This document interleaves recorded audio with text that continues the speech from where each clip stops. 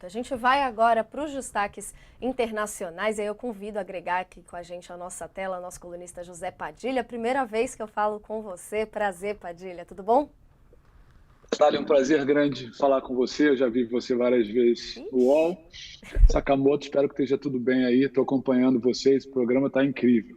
Opa, coisa boa, já começar assim nesse astral, Padilha. Queria trazer com você aqui, até para ter sua percepção aí, diretamente dos Estados Unidos, dos protestos em universidades que estão rolando, protestos pró-Palestina. A gente acompanhou hoje que os estudantes da Universidade de Colômbia, em Nova York, acabaram não dispersando os acampamentos da manifestação pró-Palestina depois de um prazo que foi dado ali pela direção da faculdade, que acabava hoje à tarde no horário de Brasília. Quando anunciaram ali o ultimato para os estudantes, a direção de Colômbia acabou ameaçando suspender quem não dispersasse as manifestações que começaram no dia 18 de abril na universidade e se espalharam aí pelo país. No final de semana, o número total de detidos nos protestos em todo os Estados Unidos chegou já a 700. E aí eu trago aqui sua análise, sua percepção sobre isso, Padilha. Inclusive o Blinken, secretário de Estado dos Estados Unidos, está no Oriente Médio, agora intermediando aí negociações novas e disse inclusive que está esperançoso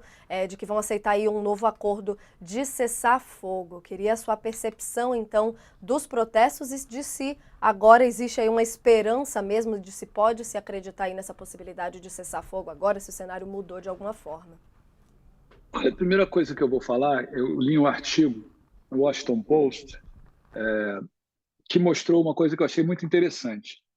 Isso está acontecendo nos Estados Unidos. Os protestos são marcantes e grandes nas universidades americanas e vêm num crescente, mas não tem uma contrapartida nem de perto na Europa. Você não tem gente sentando em Cambridge, parando Oxford, Sorbonne, não está acontecendo. Então, uma questão interessante a se pensar é por que acontece nos Estados Unidos mais do que acontece na Europa. E aqui, eu acho que isso está vindo, a violência dos protestos e a violência do antissemitismo que está acontecendo também aqui, mas os protestos, evidentemente, têm validade no mundo real por conta do massacre que o Bibi está conduzindo na Palestina, está inserido na política americana. Nessa separação radical, nessa dicotomia que a gente aqui tem nos Estados Unidos entre os democratas e os republicanos, Trump de um lado, Biden de outro. E o que está acontecendo também é que tem uma grande descrença dos jovens com relação ao Partido Democrata. A intenção de votar no Biden é muito menor do que era antes. E parte disso, acho que isso tudo se soma nos campos aqui. Teve aqui em Los Angeles, na USC, teve um movimento muito forte, como uma reação a duas coisas. A primeira é ao Biden. A crítica aqui, e eu acho que é válida, o Biden pulou no bandwagon, pulou na carroça do Bibi de forma acrítica. Fez uma série de movimentos de apoio ao Bibi e não colocou limite no que o Bibi estava fazendo. Isso é uma primeira coisa. Isso criou uma reação enorme política dentro do próprio Partido Democrático, dentro da própria base do Partido Democrático, nos estudantes das faculdades. Isso é um ponto. O segundo ponto, que eu acho que é chave, e a parte da manifestação agora, sobretudo, está bem falado em Colômbia, onde tem o maior centro da manifestação em Nova York, é o fato das universidades americanas receberem dinheiro de empresários judeus. E não existe, evidentemente, até porque não tem dinheiro, doação de empresário palestino para a universidade americana. Então, o que os estudantes estão colocando em xeque aqui fortemente e estão pedindo que as universidades façam é que elas abdiquem desse dinheiro que está vindo de judeus que financiam essas universidades através de doações, né? E isso, eu tenho certeza absoluta, não vai acontecer.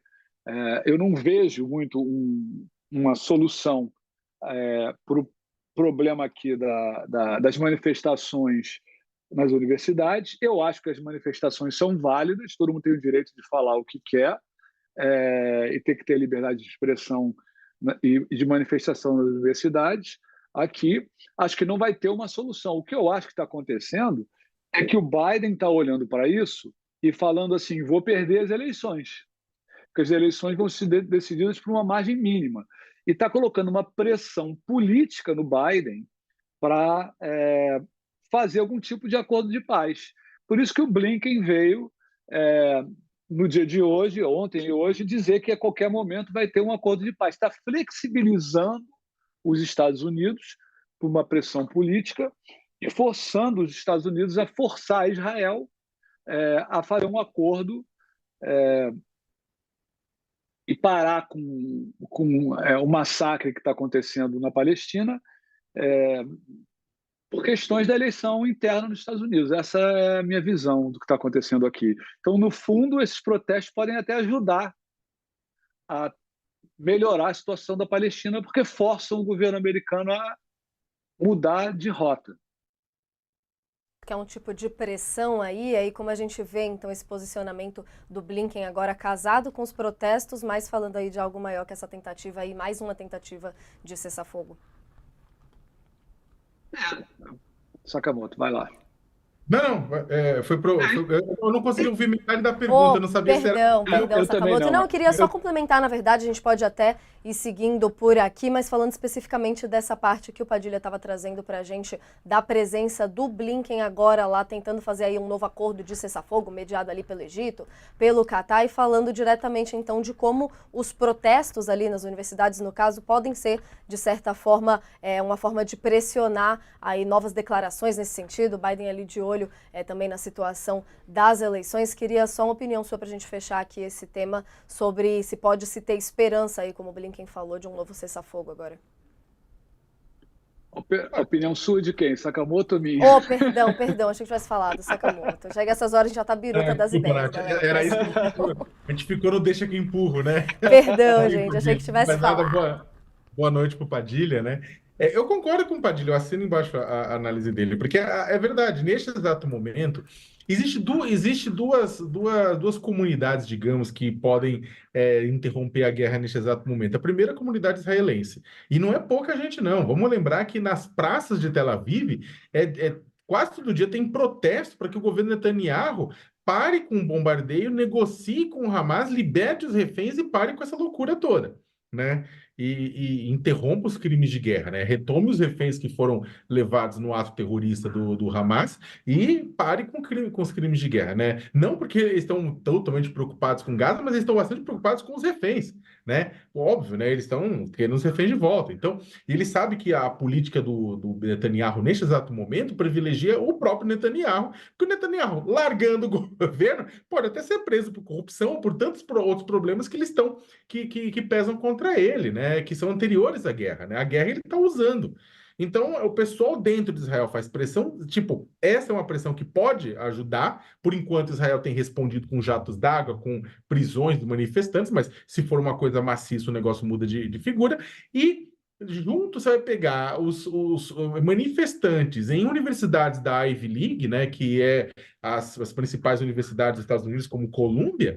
Isso, na verdade, pega a mídia americana, pega a classe média americana, pega todo mundo vendo aquilo, né, com aquele protesto, pega mal para o Biden vai ter que realmente dar uma resposta a isso. O Blinken lá, neste exato momento, o Blinken falou, o Hamas tem que aceitar a proposta de Israel. Na verdade, não tenha dúvida nenhuma que nos bastidores o Blinken está falando, ô Netanyahu, meu amigo, assim não vai dar. Foi aprovado um pacote de ajuda, mas a gente vai bloquear isso aqui que não dá. Não dá. E o Trump pediu, Trump ele é inconstante, fala uma coisa uma hora, outra coisa outra hora. O próprio Trump também já pediu o fim das hostilidades, assim. Não porque ele mas porque uma administração Trump ele vai dar as costas para tudo isso, até porque vai se focar internamente. Mas o fato é que o Biden tem uma janela muito curta, né? Porque se esses protestos continuarem, tomarem, vamos lembrar do Black Lives Matter, que atingiu a campanha do Trump também, né, há 4 anos, né? Esses protestos eles começam de um jeito, depois eles vão agregando pauta, né? E aí fica difícil. Com certeza. Se eu puder acrescentar uma coisa, acrescentar uma coisa, o Biden, basta as pessoas não irem votar. Se os jovens democratas de esquerda não forem votar em número maciço, o Biden não vai se eleger.